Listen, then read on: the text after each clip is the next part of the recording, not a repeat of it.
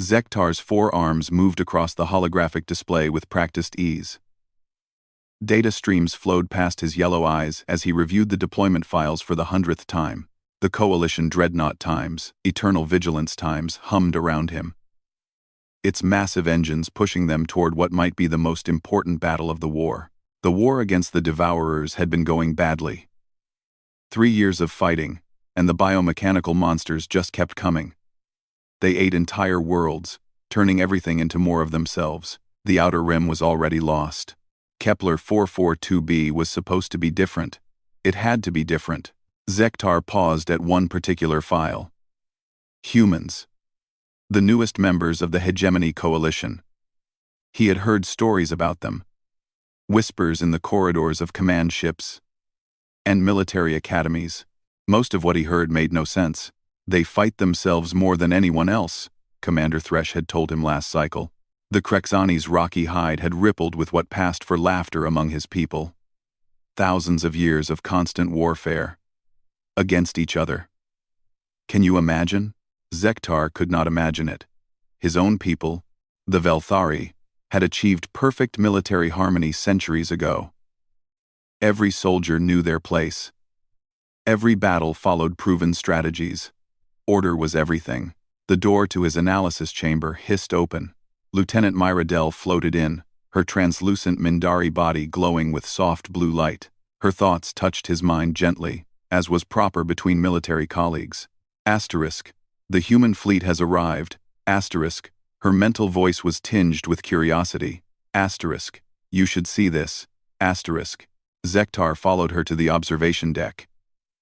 Through the massive transparent aluminum windows, he could see the human ships approaching the staging area. His four eyes widened in surprise. The human fleet looked like it had been built in a junkyard. No two ships were the same design. Some were sleek and silver, clearly based on Velthari technology. Others were blocky and functional, with Krexani weapon systems bolted onto human hulls. A few looked like they had been welded together from the parts of 3 different vessels. Impressive, are they not? The voice belonged to General Vex Han, the mission commander. The elderly Krexani's stone-like face showed no emotion, but Zektar had learned to read the subtle shifts in his commander's rocky features. They look improvised, sir, Zektar replied carefully. That is what I thought when I first saw human military doctrine, Vexhan said. Everything seems random. No standard formations, no unified command structure. Each unit operates differently. Myra Dell's thoughts brushed against both of their minds. Asterisk. Their mental patterns are chaotic too. Most species have organized thought processes. Humans think in storms. Asterisk. Zektar studied the approaching fleet more carefully. Despite their mismatched appearance, the ships moved in perfect formation. Their spacing was exact. Their approach vectors were flawless. Whatever chaos existed in human thinking, it did not show in their flying. Sir, what exactly do we know about human military capability? Zektar asked. General Vexhan was quiet for a long moment. We know they have been fighting for their entire recorded history. We know they developed faster than light travel during an active global war. We know they colonized 47 worlds while simultaneously fighting 3 separate civil conflicts.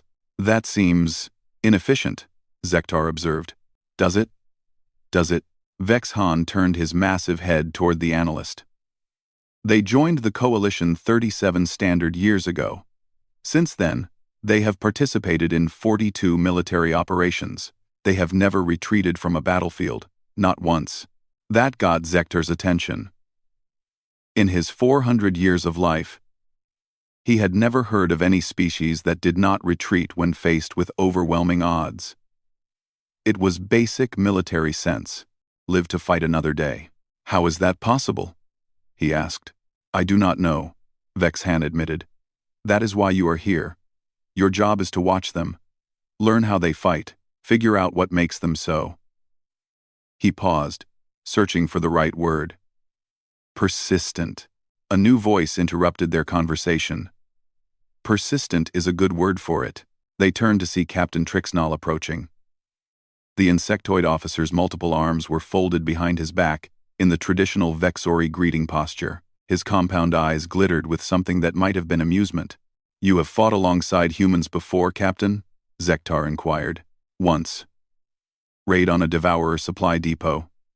Simple operation. Get in. Destroy the facility. Get out." Trixnall's mandibles clicked together. The Devourers had anticipated our attack.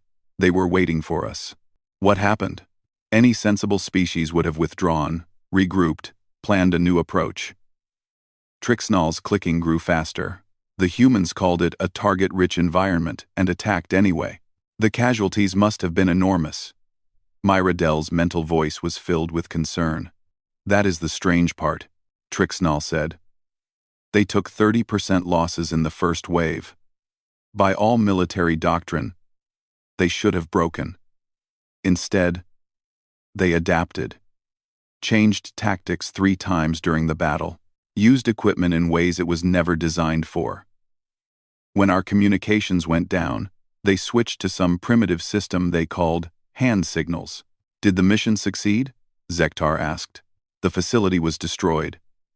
The supply depot was eliminated. The Devourers in that sector were set back by months." Trixnall paused.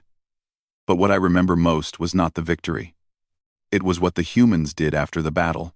Which was, they went back for their wounded. All of them. Even the ones who were clearly dying. Even when it meant exposing themselves to enemy fire."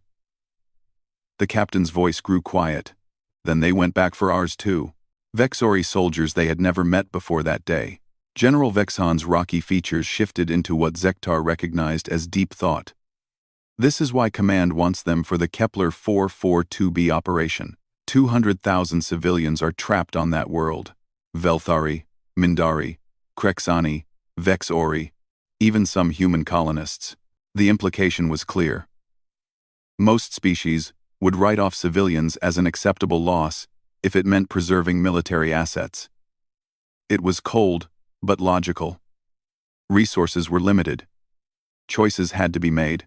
"You think humans will not make that choice," Zektar said. "I think humans do not know how to make that choice," Vexhan replied.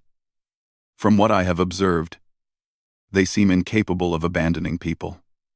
Any people." Zektar looked back at the human fleet. The mismatched ships were taking their positions in the battle formation. Somehow, despite their chaotic appearance, they fit perfectly into the Coalition's carefully planned assault pattern. "Sir, if I may ask, why are humans considered legendary across the galaxy? What makes other species speak their name with such respect?" General Vexhan was quiet for so long that Zektar wondered if he had overstepped. Finally, the old warrior spoke.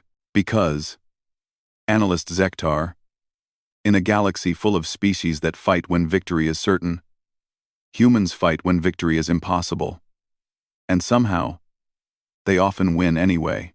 The human fleet had finished forming up. Soon, they would jump to Kepler 442b. Soon, Zektar would see for himself what made these strange creatures so special. He just hoped he would live long enough to understand it. The human fleet had been in system for 6 standard hours when Zektar received permission to observe their pre-battle briefing. He made his way to the Coalition's central command vessel, where all species would coordinate their assault on Kepler 442b. The briefing room was massive, designed to accommodate the different physical requirements of 6 species. Velthari, like Zektar, preferred elevated platforms. Krexani needed reinforced flooring for their weight. Mindari required spaces where they could float freely. The humans had requested simple chairs. Zektar positioned himself where he could observe everything. The human delegation was smaller than the others, only 12 officers compared to the 30 or 40 that other species had brought. They sat casually in their chairs, some leaning back, others with their feet up. None of them looked particularly formal. General Vexhan called the meeting to order. "We will review the assault plan one final time. Krexani forces will provide heavy bombardment support. Mindari units will handle electronic warfare and psychic defense. Velthari squadrons will provide precision strikes and air cover." Each species commander stood to acknowledge their role. When General Vexhan reached the humans, a woman with graying hair and calm brown eyes stood up. This was General Sarah Chen, the human military leader. Human forces will handle close combat operations and civilian extraction, she said simply. General Chen, interrupted Commander Kexval of the Mindari forces, his mental voice carrying through the room. The casualty projections for close combat operations are quite severe. Perhaps human forces should remain in support roles for this engagement. Ain. Rum. General Chen smiled. It was not a pleasant expression. Commander, with respect, humans have been handling severe casualty projections for about 10,000 years. We'll manage. Zektar noticed something strange in her tone. She did not sound worried about casualties. She sounded like someone discussing the weather. The Devourers have had 3 years to fortify Kepler 442b, General Vexhan continued. Intelligence suggests they have converted approximately 60% of the planet's surface into their biomechanical infrastructure. Resistance will be fierce. Good, said another human officer, a younger man with scars across his face. Fierce resistance means they're still there to shoot at. The comment drew confused looks from several coalition officers. Zektar could not understand why humans would consider fierce resistance a positive thing. General Chen activated a holographic display showing the planet's surface. Our primary objectives are the civilian shelter complexes here, and here. She pointed to 3 locations deep within Devourer-controlled territory. Each contains between 50,000 and 80,000 civilians from various coalition species. The approach routes to those shelters are heavily defended, observed Commander Thresh of the Krexani. Multiple attack runs would be required to clear a path. Or, said the scarred human officer, we could skip the clearing runs and go straight in. That would be suicide, Commander Thresh said flatly. Maybe, General Chen replied. But it would also be faster. And speed matters when you're trying to save civilians. Zektar watched this exchange with growing concern. The humans seemed to be treating this like a game rather than a military operation. Worse, they appeared to be volunteering for the most dangerous assignments. General Chen, General Vexhan said carefully, perhaps you should review the casualty projections for direct assault tactics. Already have, she replied, calling up a new display. We're looking at 30 to 40% losses in the first wave. 60 to 70% by mission completion. The room fell silent. Those numbers represented the complete destruction of a military force. No rational species would accept such losses. And your assessment of these projections? General Vexhan asked. General Chen shrugged. Seems about right for this type of operation. We'll adapt as needed. Zektar could not believe what he was hearing. The humans were discussing their own destruction as if it were a minor inconvenience. After the briefing ended, Zektar decided to observe human preparations more closely. He requested permission to visit their ships, which was granted after a brief security check. The first thing that struck him about the human vessels was the noise. Every other species maintained quiet efficiency during pre-battle preparations. The human ships were full of talking, laughing, and something they called music. Organized sound that seemed to serve no practical purpose. He found a group of human soldiers checking their equipment. Unlike other species, who performed this task in meditative silence, the humans talked constantly. Hey, Martinez, you got those extra power cells? Yeah, but they're the cheap ones. Probably fail after 12 hours. 12 hours? Look at Mr. Optimist over here. The soldiers laughed at this comment. Zektar could not understand why equipment failure was amusing. A young female soldier noticed him watching. You're the Velthari analyst, right? Zektar? That is correct, he replied. I am observing human combat preparations. Cool. Want to see something interesting? She led him to where another group was gathered around a table. They were writing on pieces of paper with primitive marking instruments. What is this activity? Zektar asked. Letters, the soldier explained. In case we don't make it back. Zektar's 4 eyes widened. You are writing messages to be delivered after your death? Pretty much. It's tradition. She held up a photograph of two small humans and a larger female. My kids and wife, if something happens to me, I want them to know I was thinking about them. This made no sense to Zektar. Why spend time before battle dwelling on failure? Why not focus mental energy on victory? Does this not harm your combat effectiveness? He asked. Thinking about loss instead of victory? The soldier considered this. Maybe, but if I'm going to die today, I want to make sure the people I love know how I feel about them. Victory doesn't matter if you lose yourself along the way. Zektar moved to another section of the ship where humans were engaged in physical exercises, but these were not the meditation and mental preparation routines used by other species. Humans were hitting each other. Combat practice? He asked a nearby officer. Sparring, the officer confirmed. Helps blow off steam before a fight. You are injuring yourselves before battle? Just bruises. Nothing serious. The officer watched two soldiers grappling on the floor. Humans need to move before they fight. Sitting still makes us nervous.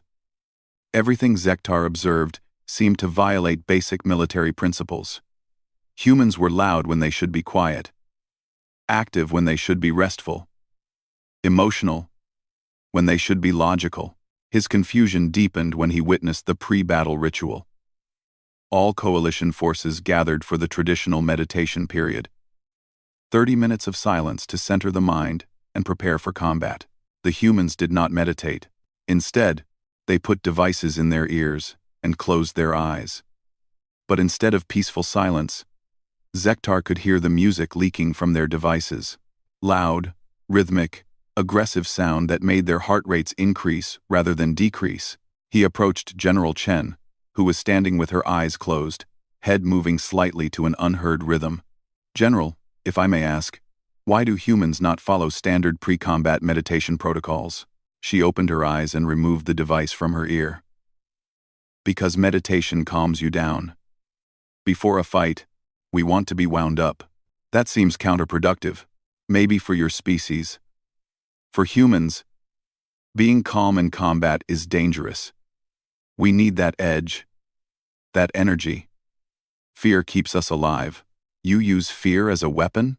General Chen smiled again, and this time Zektar recognized something in her expression that he had not seen before. It was not cruelty or madness. It was anticipation. Analyst Zektar, let me ask you something. When your people go into battle, what do they feel? Determination, focus, clarity of purpose. And when humans go into battle, we feel terrified, angry, desperate. She paused. But we go anyway. The jump alarm sounded throughout the ship. In minutes, they would emerge in the Kepler 442b system. The battle would begin. As Zektar made his way back to his observation post, he realized that nothing he had seen made sense according to established military doctrine. The humans seemed to be doing everything wrong, yet somehow, they had never retreated from a battlefield. He was about to discover why. The coalition fleet dropped out of faster-than-light travel at the edge of the Kepler 442b system. Zektar's instruments immediately began registering massive energy signatures from the planet's surface. The Devourers had been busy. What had once been a peaceful mining world was now a biomechanical nightmare. Massive organic towers stretched into the atmosphere, pulsing with sickly green light. The planet's surface crawled with movement, as Devourer constructs prepared for the coming assault. All units. This is command. General Vexhan's voice echoed through the ship. Begin Operation Reclamation. Krexani forces. Commence bombardment. The first phase went exactly as planned. Krexani heavy cruisers unleashed their main guns, raining destruction on the planet's surface. Massive explosions bloomed where their shots hit Devourer installations. The precision was beautiful to watch. Then the Devourers began to adapt. Zektar watched his sensors with growing concern as the enemy's defensive systems changed in real time.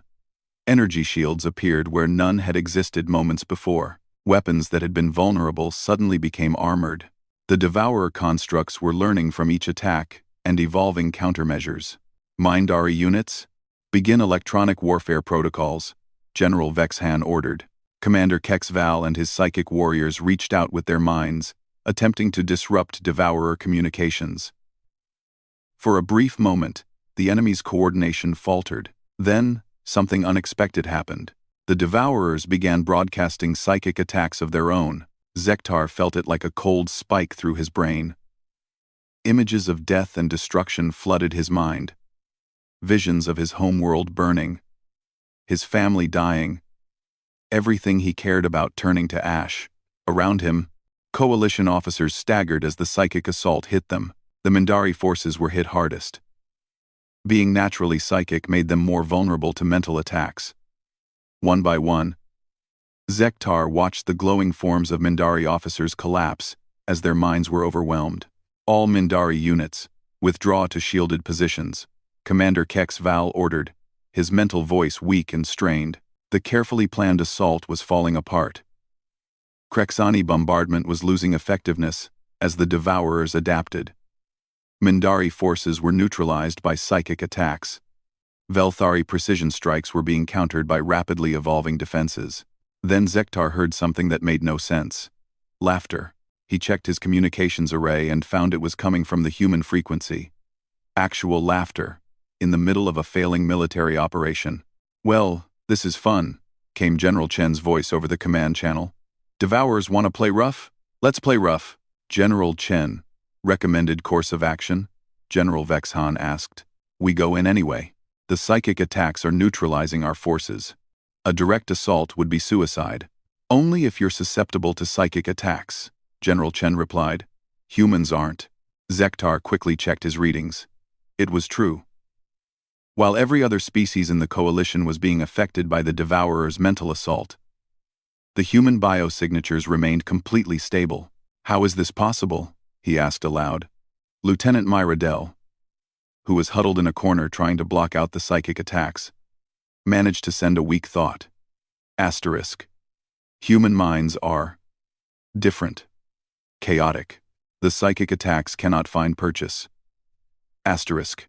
On his screen, Zektar watched the human fleet break formation and accelerate toward the planet. They were not following any recognized attack pattern.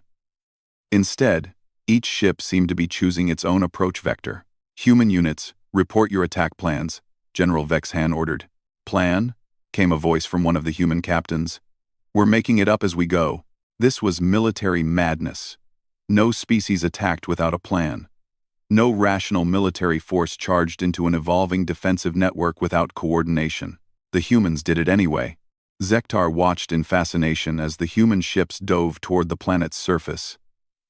Devourer defenses opened fire, filling space with energy beams and projectiles. Several human ships were hit immediately, but something strange happened. Instead of withdrawing or regrouping, the damaged ships kept coming. One vessel, with half its hull blown away, continued its attack run while venting atmosphere. "Unit 7, you are critically damaged."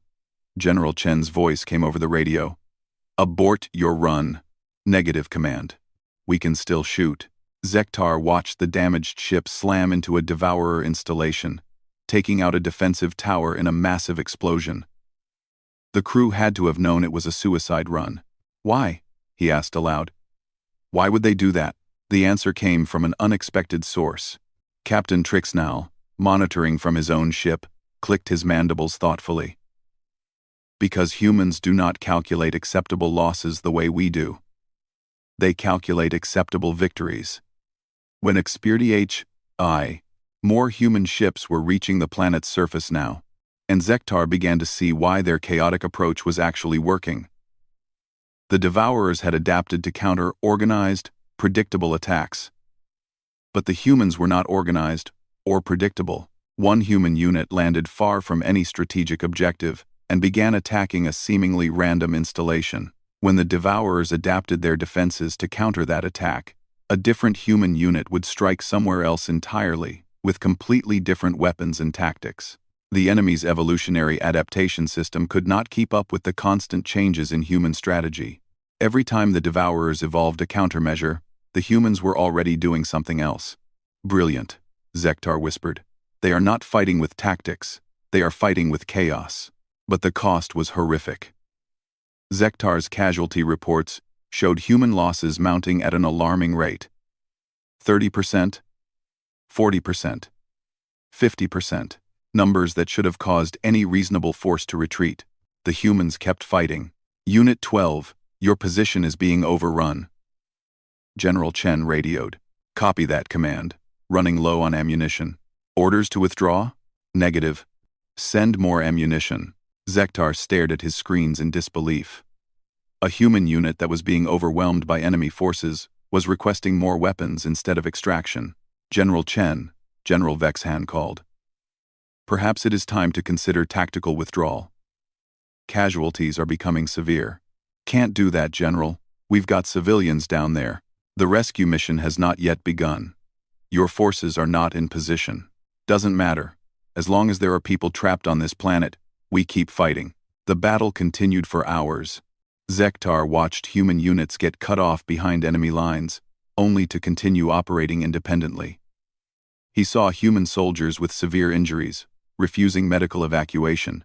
He witnessed human medics running into active fire zones to retrieve wounded coalition personnel from other species.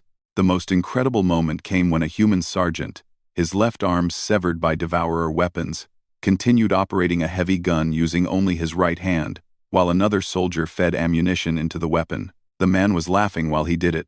This is impossible, Zektar said. They should be broken. They should be retreating. They should be dead. But they are not, observed General Vexhan from the command center. Somehow, they are winning. It was true.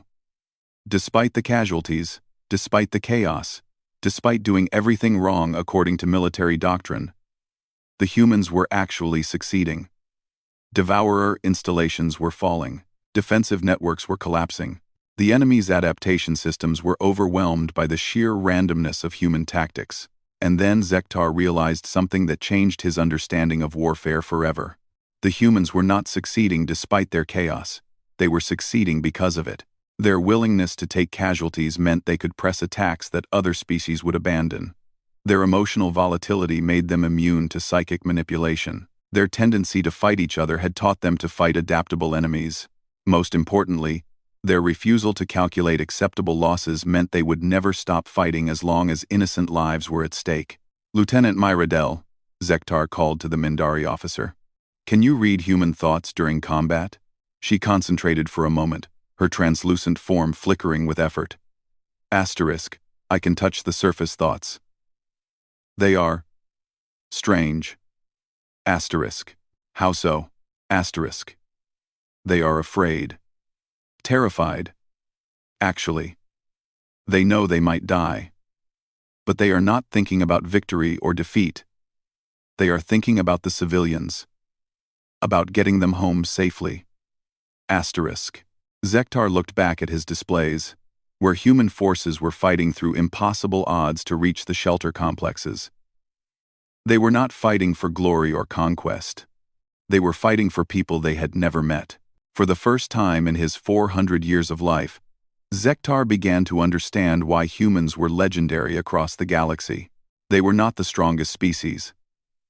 They were not the smartest. They were not the most advanced. But they were the only species that would charge into hell itself to save strangers. And somehow, that made all the difference. 6 hours into the battle for Kepler 442b, Zektar realized he was witnessing something unprecedented in galactic military history. The human forces, which had taken 60% casualties, were not only still fighting, they were winning. His analysis screens showed a tactical situation that should not exist. Human units scattered across the planet's surface were operating without central command, yet somehow coordinating their attacks with perfect timing. When one group engaged Devourer forces in Sector 7, another group would simultaneously strike installations in Sector 12, preventing the enemy from concentrating their defenses. How are they doing this? He asked Lieutenant Myradel, who had recovered enough to return to her duties. Asterisk, I am not certain. Asterisk, her mental voice was still weak from the psychic attacks. Asterisk, their communications appear to be minimal, yet they act as if guided by a single mind. Asterisk, Zektar pulled up the human communication logs. Myradel was right. The humans were barely talking to each other. No detailed coordination.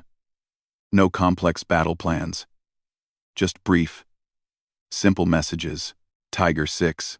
Got eyes on that installation? Affirmative. Moving to engage. Copy. We'll hit the supply depot when you start your run. That was it. No lengthy discussions. No detailed tactical analysis. Just simple acknowledgement and immediate action. General Vexhan. Zektar called to the command center. I believe I am beginning to understand human tactical doctrine. Please enlighten us, analyst. They are not coordinating their attacks through central command. Each unit is making independent decisions based on immediate battlefield conditions. But somehow, all of these independent decisions support the overall mission. That should result in chaos, General Vexhan observed. It should, but humans appear to share common tactical instincts that allow them to act independently while still working together. Zektar paused as new data came across his screens. Sir, you need to see this. He transmitted the information to the command center. It showed the position of the 3 civilian shelters and the human units moving toward them. Remarkable, General Vexhan said. They are converging on all 3 shelters simultaneously, without any central coordination of the approach routes. What Zektar found most amazing was that the humans were doing this while still engaging enemy forces. They had not abandoned their assault to focus on rescue operations. Instead, they were somehow doing both at the same time. Unit 15. This is command. General Chen's voice came over the radio. Shelter Alpha is heavily defended. Recommend alternate approach. Negative, command. Civilians are running out of air. We go through. Zektar watched Unit 15's approach to the first shelter complex. The Devourers had turned the area into a fortress, with overlapping fields of fire and multiple defensive positions. A standard assault would require hours of bombardment to clear the defenses. The humans did not have hours. Instead, they did something that made Zektar's 4 eyes widen in shock. They split into 3 groups and attacked from different directions simultaneously, but not with the same weapons or tactics. One group used traditional explosives to blast through the main defensive line. A second group climbed the installation's outer walls using primitive grappling equipment. The third group went underground, using mining charges to tunnel beneath the fortifications.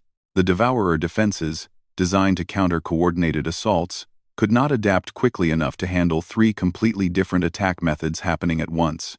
Brilliant, Captain Trixnell observed from his monitoring position. They are not just using chaos as a tactic. They are using it as a weapon. What do you mean? Zektar asked. The Devourer's greatest strength is their ability to adapt to enemy tactics. But adaptation requires understanding the pattern of attack. Humans do not follow patterns. Zektar watched the assault on Shelter Alpha continue. Despite taking heavy casualties, the humans kept pressing forward. When conventional weapons failed, they used improvised explosives. When those ran out, they used their equipment as weapons. When their equipment was destroyed, they used debris from the battlefield. One human soldier, armed only with a metal pipe and 3 grenades, somehow managed to disable a Devourer heavy weapon emplacement by climbing onto it and jamming the pipe into its firing mechanism. The explosion killed him, but it also eliminated a defensive position that had been stopping the entire advance. Unit 15, report status. General Chen radioed. 30 meters from Shelter Alpha entrance, encountering heavy resistance. Casualties? 70%, and climbing. There was a pause. Then General Chen's voice came back, steady and calm. Orders to withdraw? Ma'am, there are kids in there. Copy that. Proceed with mission. Zektar could not understand this exchange. The human unit was destroyed as an effective fighting force. Any rational commander would order withdrawal. Any rational soldier would retreat. But humans, apparently, were not rational. 15 minutes later, Unit 15 breached Shelter Alpha. The survivors, less than a quarter of the original force, began evacuating civilians immediately. They did not wait for reinforcements.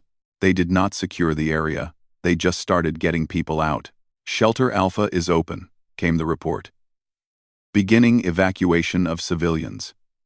Estimated count: 57,000 individuals. Species breakdown? General Chen asked.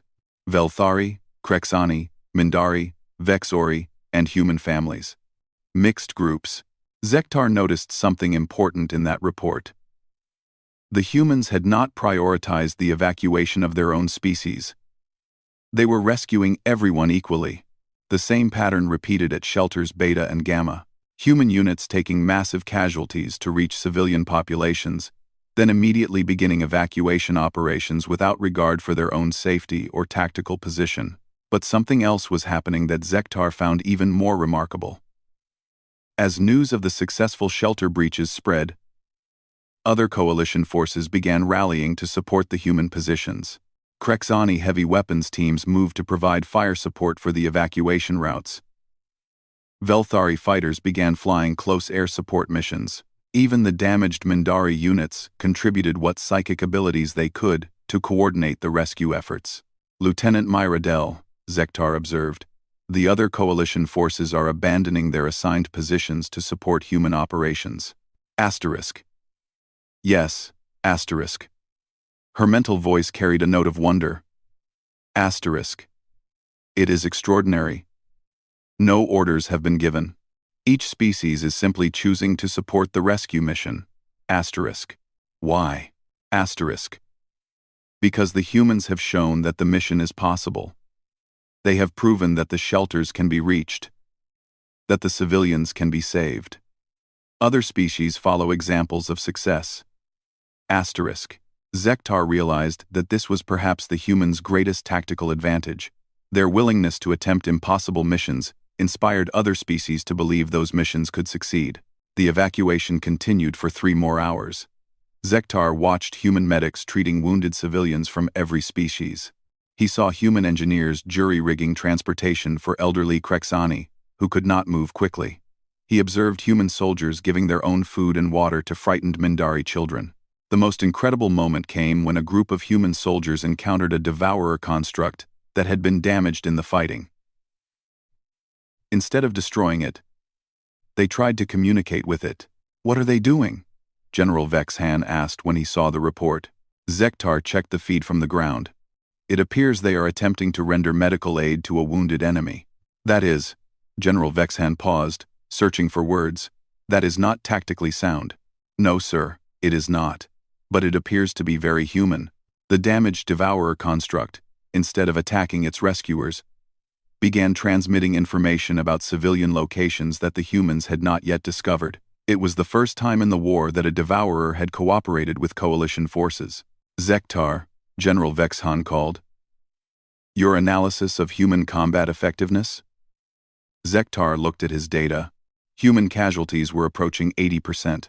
By any measure, they had suffered a devastating defeat, yet they had accomplished their primary mission and rescued all civilian populations. Sir, human military doctrine appears to be based on accepting unacceptable losses in order to achieve impossible objectives. That makes no logical sense. No, sir, it does not. But it works. The final evacuation transport lifted off from Kepler 442b carrying the last group of rescued civilians.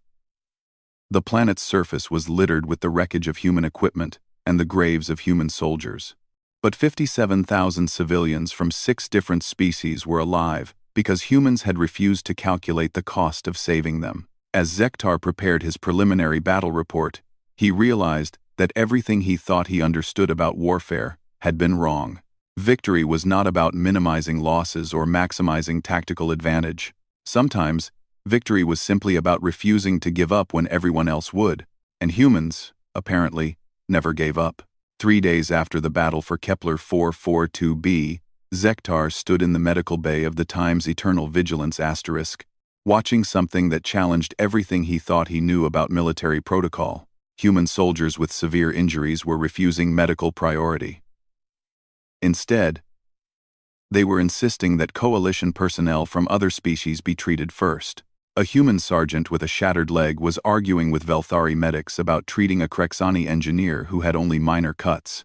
Your injury is far more severe, the medic explained patiently. Treatment priority should be obvious.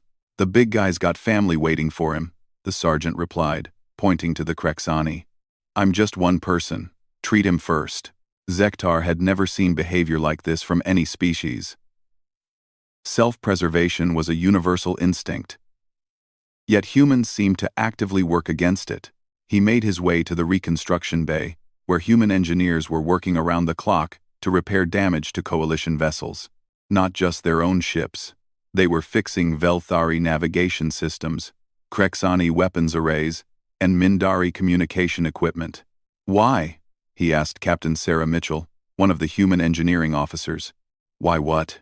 Why are you repairing ships that are not yours? Your own vessels require extensive maintenance. Captain Mitchell paused in her work on a Velthari sensor array. Because they need fixing, and we know how to fix them, but your resources are limited. Logic would dictate prioritizing your own equipment. Logic, sure. But we're all on the same side.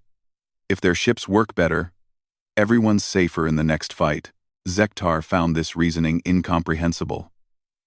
Military resources were precious. Sharing them weakened your own force's capabilities. Yet somehow, the human approach was making the entire coalition fleet stronger. He moved on to the debriefing rooms, where human officers were being questioned about their tactical decisions during the battle. General Chen sat across from General Vex Han, calmly answering questions about operations that had cost thousands of lives. General Chen, your casualty rates were unprecedented. General Vex Han said. 82% losses across all human units. How do you justify such numbers? 82% casualties, General Chen corrected gently. But 100% mission success. Every civilian was evacuated. Every coalition species was represented in the rescue operations. Even the Devourer construct provided valuable intelligence. The cost was enormous. Yes, it was. But the alternative was abandoning nearly 60,000 innocent people to death or conversion. That wasn't acceptable. General Vex Han leaned forward. General, help me understand. How does humanity maintain military effectiveness when you consistently accept such losses? General Chen was quiet for a long moment. General, may I ask you something? When your people go to war, what are you fighting for? Victory. Territory. Resources. Political objectives. And when you achieve those objectives, the war ends? Of course, humans fight for something different. We fight for people. As long as there are people who need protecting, the war never really ends. Zektar realized this was the key difference. Other species fought to win wars. Humans fought to save lives. After the debriefing, Zektar decided to access the restricted galactic database. His security clearance allowed him to review classified historical records about human military engagements throughout Coalition space. What he found changed his understanding of everything. The first record was from the Andorian conflict, 12 years ago. A human medical ship had remained in orbit around a plague-infected world for 3 months, treating patients while under constant enemy fire. The ship had been destroyed, but not before evacuating 2 million Andorian civilians. Another record described the siege of New Geneva, where human forces had held a position for 8 months, while outnumbered 50-1. They had not been defending strategic objectives. They had been protecting refugee camps. File after file told the same story. Humans taking impossible missions, fighting against overwhelming odds, suffering massive casualties, and somehow, always managing to save the people they had sworn to protect. But what struck Zektar most was what happened after these battles. Other species did not fear humans despite their military prowess. They requested human assistance. Computer, display Coalition records for requests of human military support, Zektar commanded. The display showed hundreds of entries. Every species in the Coalition had, at some point, specifically requested human forces for critical missions. Not because humans were the strongest fighters, but because they could be trusted to do the right thing, regardless of the cost.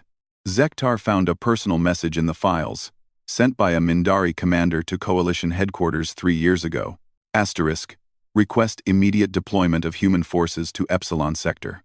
Civilian evacuation required under hostile conditions. No other species has the necessary dedication to complete this mission successfully. Asterisk. The word dedication had been substituted for something else. Zektar accessed the original transmission and found what had been changed. The original word was madness. Asterisk. No other species has the necessary madness to complete this mission successfully. Asterisk. But it was not madness, Zektar realized. It was something far more extraordinary. He made his way to the human quarters, where the surviving soldiers were preparing for their next assignment. Despite their massive losses, despite their injuries, they were already planning future operations. "Excuse me," he addressed a group of human soldiers. "May I ask you something?" "Sure, go ahead," said a young woman with bandages covering half her face. "Why do you do this? Why do you accept missions that will probably kill you?" The soldiers looked at each other. Finally, an older man with graying hair spoke up. "Because somebody has to. And if we don't, who will? Other species have military forces. They could handle these missions." "Could they?" the woman asked. "Would they take the losses we take? Would they keep fighting when the odds are impossible?" Zektar thought about it. "Probably not. Then it has to be us. If we're the only ones crazy enough to try, then we're the only ones who can succeed." The old soldier nodded. "My grandfather fought in the Human-Centauri War. Bloodiest conflict in human history. You know what he told me before he died?" "What?" "He said the universe is dark and cold and full of things that want to hurt innocent people. And the only way to fight the darkness is to be willing to walk into it yourself." Zektar felt something shift in his understanding. You fight. Not because you believe you will win, but because you believe fighting is necessary. "Now you're getting it," the woman said. "Victory is great when you can get it. But even if you can't win, you can still make the darkness pay for every inch of ground." Arter said. That evening, Zektar compiled his final report. As he worked, he thought about everything he had witnessed. Humans taking impossible casualties to save strangers. Other species requesting human assistance because no one else could be trusted with the hard missions. A galaxy that whispered human names with something between fear and gratitude. He understood now why humans were legendary across the stars. It was not because they were the strongest or smartest or most advanced species. It was because they were the only species that consistently chose to fight the darkness, regardless of the cost to themselves. Every civilization in the galaxy knew the stories. When the Krexani were overwhelmed by the plague wars, humans had come. When the Mindari faced extinction from the crystal entities, humans had fought beside them. When the Velthari colonies were threatened by the machine uprising, human ships had been first to respond. Not because they were asked to help, but because help was needed. Zektar's report concluded with a simple recommendation. When the darkness comes, stand behind the humans. Not because they always win, but because they never stop trying. As he submitted the file, Zektar realized he had learned something more valuable than military tactics or strategic analysis. He had learned why, in a galaxy full of species that calculated the odds, humans were the ones who changed them. Because sometimes, the most powerful force in the universe is not superior technology or overwhelming numbers.